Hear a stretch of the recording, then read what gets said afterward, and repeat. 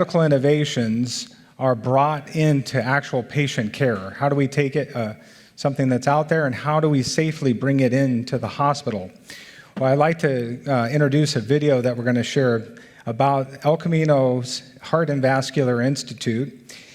In that institute, we have physician leaders, we have advanced practice nurses and data specialists who work together to bring promising technologies to you, the patient. Let's see how they do it. What's the process? Let's watch the video.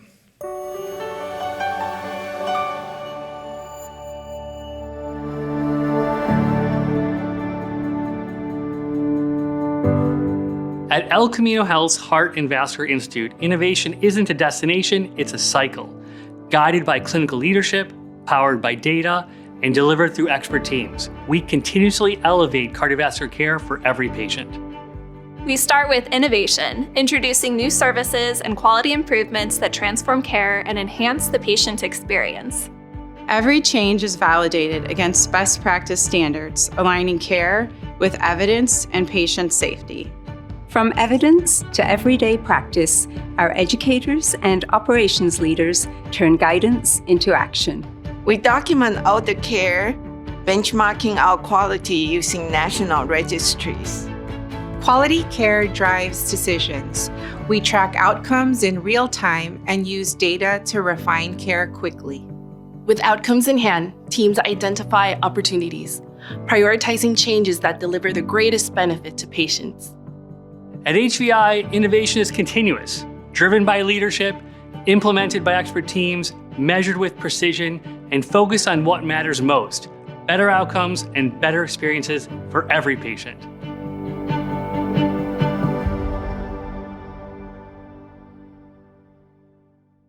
I'm so grateful to be able to bring you behind the scenes and show you some of the teammates you probably saw at the event.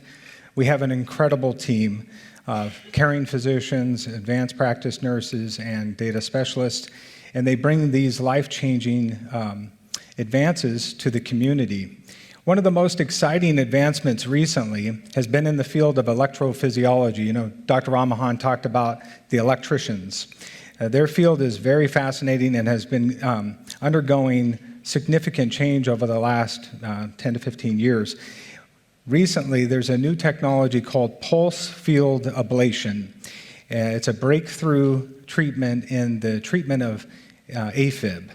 So we want to talk to our panel group here about the new technology and also how it was onboarded at El Camino. And so let us introduce our medical director, our physician leader in the electrophysiology program. One of his colleagues, a practicing electrophysiologist, Dr. David Singh, and the program coordinator, the advanced practice nurse that takes care of the program and keeps everything together, keeps us progressing. Let's introduce them to the stage. Well, good afternoon. I'm Sean Cho, the medical director of electrophysiology at El Camino Health. Sharing the stage with me is Dr. David Singh, also a cardiac electrophysiologist, and our nursing counterpart, Sean Marriott, who serves as our electrophysiology program coordinator. Thank you for sharing your morning with us. I hope you found this program to be worth your time.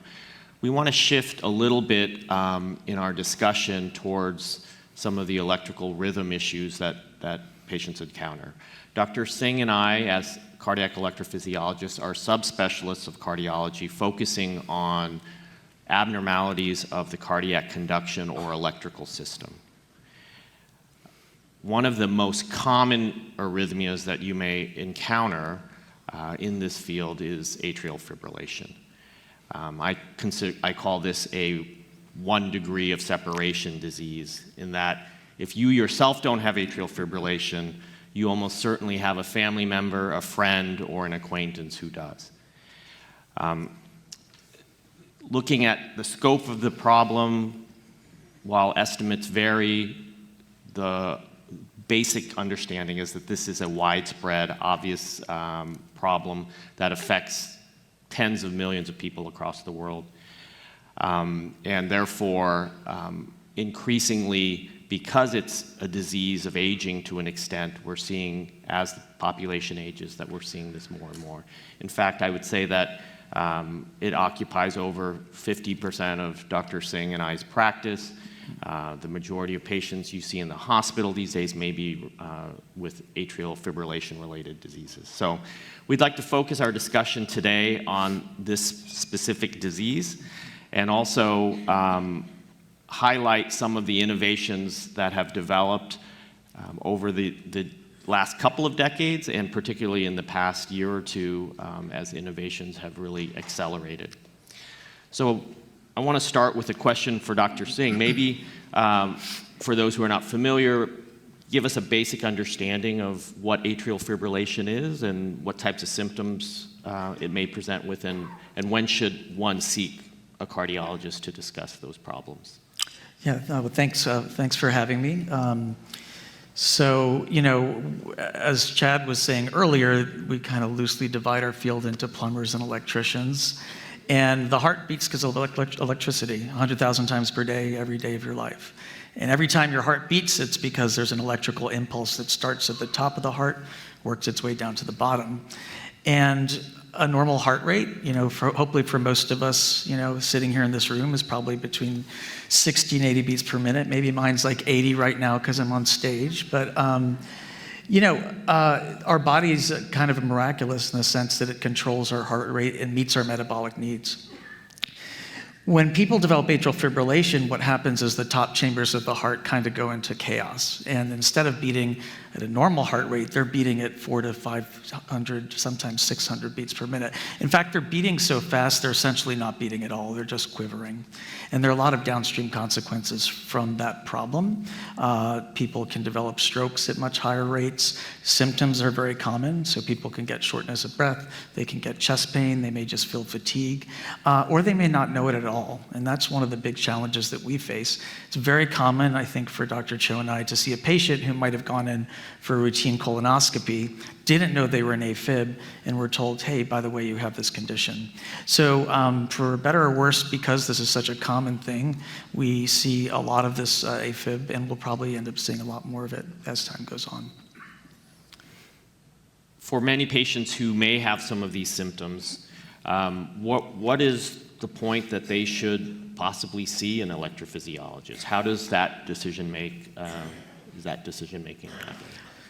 Yeah, I think the main thing I tell patients is just don't ignore it. And you know, doctors are the worst patients. Actually, I have to tell my doctor colleagues not to ignore their symptoms because sometimes we just downplay things. But you know, I mean, look, everybody kind of knows what your baseline is, right? So if you're feeling normal, and then you might notice over the course of a month or weeks, or sometimes it's even more acute, that you're not feeling that great. You might feel more fatigued. You might notice if you're climbing the stairs in your house that it's just a little bit tougher. You might feel your heart racing. You know, some people feel their heart start to race. I would just say don't ignore it. And so the first step would be to see your cardiologist. Now, the really, you know, amazing thing about our field is that we've been impacted significantly by things like Apple Watches and Fitbits and Oura rings.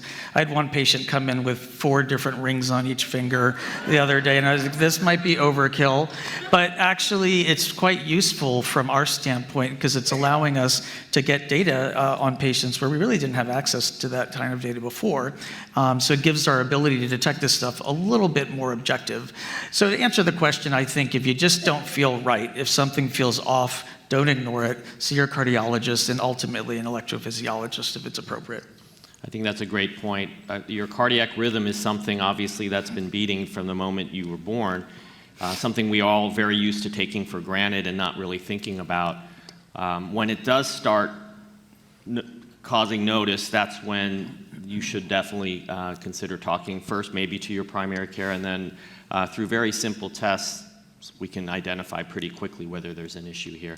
And these wearables have only accelerated that and have been a real tool in terms of our ability to make these diagnoses. So once you are diagnosed with atrial fibrillation, and perhaps you've seen a cardiologist, maybe even an electrophysiologist, at what point should one consider an advanced strategy such as an ablation, and what exactly does that mean? It's a great question, and I think that's the question that we, as electrophysiologists, really deal with on a daily basis. The central question, if a patient comes to us with A-Fib, is do we need to do anything about it? And to be honest with you, 20 years ago, 30 years ago, we had very limited options in terms of how to treat A-Fib. Now, today, there are a whole multitude of different strategies, the most common being ablation, which many of you have heard about. And what's really amazing about being in this space right now is the technology is literally changing from year to year. The central question for anybody with A-Fib is it damaging your heart? And that's our job to work with you as the patient to make that determination. And do you have symptoms? If you have symptoms and it's affecting your quality of life, then what we want to do is try to restore your heart to a normal rhythm to make you feel better. The third thing, and the third and really important pillar of A-Fib management, is reducing your risk of stroke. Unfortunately, for some people, their first presenting symptom of A-Fib can be a massive stroke, and that's always potentially a real disaster. So we want to try and recognize it earlier. But for anybody with atrial fibrillation, one of the things we always focus on is how do we reduce your risk of stroke, because it can be such a devastating consequence from the disease. And after we've addressed those pillars that you've described, and a patient either is not responding to therapy or continues to have symptoms, oftentimes we suggest that an ablation may be an appropriate step. So what exactly is an ablation?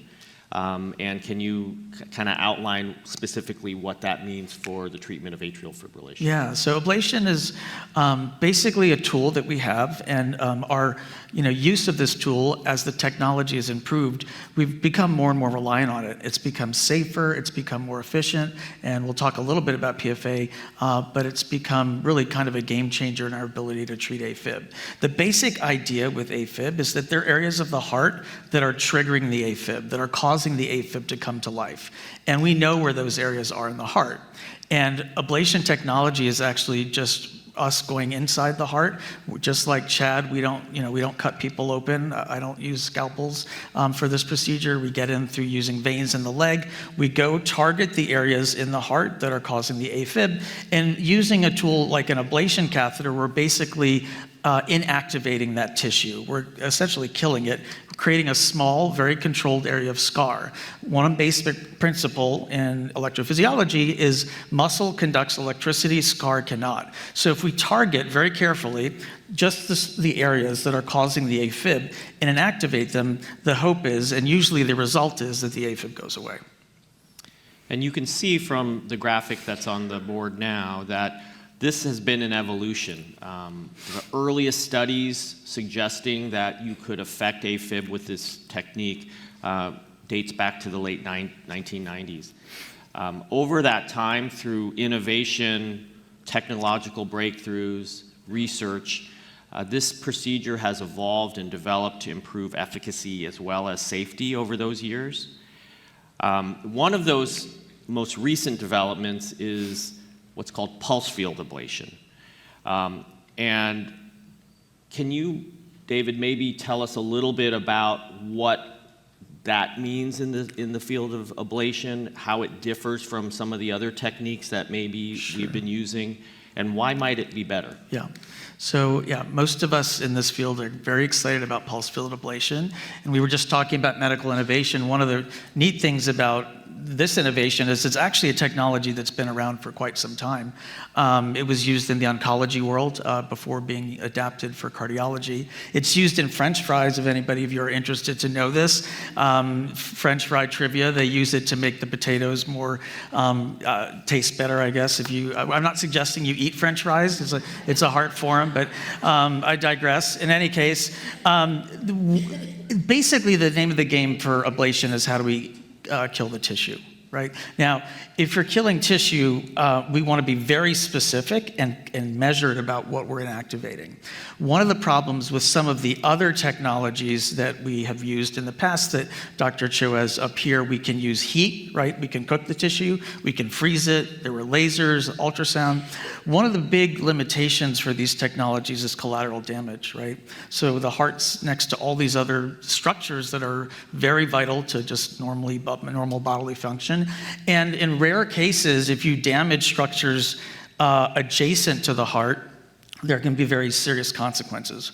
One of the nice things about PFA, and why we really are excited about it, is it's highly tissue selective, meaning that you're very unlikely to damage structures other than the heart. So it gives us a much more precise tool that allows us to target the regions that we want. It's also a lot faster, right? So I think when I started doing this in 2011, I mean, if it took 6 hours to do a case, it wouldn't be, unusual. And that was not great really for the patient to be under for that long.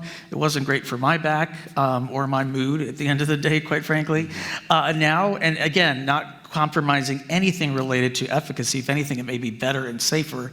A straightforward case can be 45 minutes. So we're sending patients home the same day, the recovery is better, and we think that because of this tissue selectivity, it's safer, and I think many of us believe it'll probably, in the long run, be even more effective as well as a therapy. And I think that's something that we're all encouraged about. The immediate benefits, I think all of us are excited about. I think ultimately this may be a better way to do it. Yeah. From a patient perspective side, Sean, I think you've seen this evolve as well from that perspective. A lot of times we're focused on the procedure itself and the patient rolls out of the room. And we look at a lot of the technical aspects, but I know that you focus a lot on the patient experience. What have you observed, say, over the last 10 years that we've been really growing our A-Fib ablation program here, and over the last maybe year and a half that we've introduced PFA? Any big changes from the patient side? Yes. So thank you, Dr. Cho. We actually have observed some enhancements in the care of our patients following pulse field ablation, but also from other aspects of care. So with pulse field ablation, what we've observed is that many of our patients post-procedure have minimal or no inflammatory types of discomfort, such as esophageal irritation or chest pain known as pericarditis. And also, we've been able to, in recent years, the electrophysiologists have started using closure devices to close the hole or the puncture sites at the groin veins where they feed the ablation catheters. And so with these closure devices, we've had less instances of bleeding at the groin site. And this has allowed for shorter bed rest times. So bed rest times are approximately now 2 to 4 hours. They used to be up to 6 hours. So that's a big change. And following the bed rest, we're able to get our patients up and have them start walking, making sure they can walk safely and comfortably. So what this shorter bed rest means is that we can get our patients up quicker and help them avoid other types of discomfort, such as back pain or difficulty with urination. So I think the end result has been a streamlining of the technique and the ablation procedure. That's had impact from our perspective, but from the patient perspective, I think it's basically shortened the procedure. It's made it very readily a same-day type of procedure. It's accelerated the recovery, which for most patients, we're having to hold patients back from doing activity because they're generally feeling pretty well the next day. And so we're trying to actually hold them back to let the puncture sites heal and all of that. So there has been a dramatic improvement in terms of the vantage point of the patient, which is the part that often we overlook. I don't know if there's a way to play this slide, but if not, I wanted to just show a couple of images that we can generate during these types of procedures. Okay, and so basically during the procedure, we're able to get basic information from an anatomic standpoint of the heart through these catheters that are introduced from the groin puncture portal sites, advanced up to the heart. And this allows us to create this model of your heart. In a way, I think of it as a sculptor building a sculpture, in that you're chipping away parts. In this case, we're adding parts, and then gradually this chamber comes into view and the image is created of the heart. And that allows us, the substrate, to target these sites that Dr. Singh was saying that we want to quiet and avoid those electrical stimulations. With this technology, we're able to further minimize the use of fluoroscopy, which has radiation, shortens the procedure, increases our accuracy, and minimizes damage to those collateral structures that Dr. Singh mentioned. After that, we're able to see the end result of that, and what we're seeing is that this is translating into decreased A-Fib episodes. We hope ultimately, and data is increasingly supporting this, that this also translates into living longer, fewer strokes, and of course, improved quality of life. So I think we're going to stop there.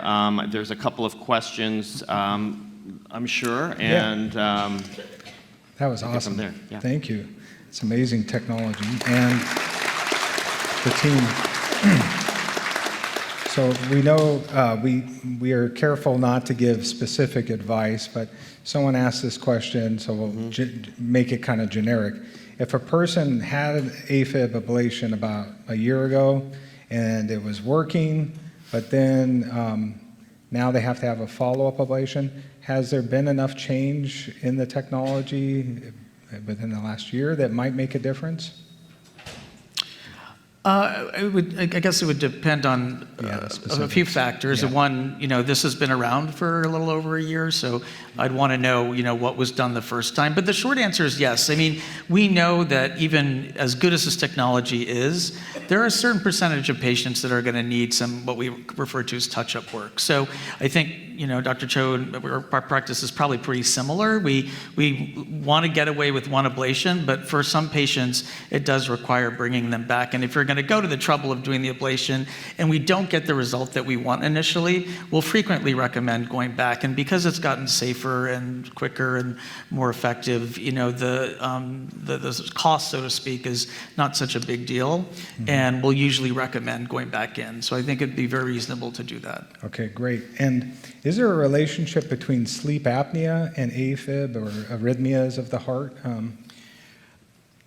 It's a well-known observation that certain comorbid or coexisting health conditions seem to increase one's propensity to develop AFib.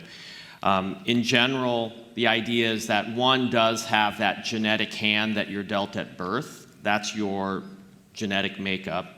Some of us are more predisposed to some diseases than others, but there are other conditions that definitely modulate your risk for developing atrial fibrillation. These are some of them. Sleep apnea, hypertension are the two of the most common coexisting conditions. That, I always say, along with decades of living, you mix all that together, and for some of us, unfortunately, in your 60s, 70s, typically, will develop atrial fibrillation. But these are all the observations and coexisting conditions that we know can contribute to atrial fibrillation. Sleep apnea is a big one because it's almost ubiquitous, way underdiagnosed, and for that reason, it's often one of the first steps that we recommend once someone is diagnosed with atrial fibrillation. Get that checked out. Okay. Well, thank you very much. Wonderful panel. We're very grateful to have with us today to help us make the best salad for us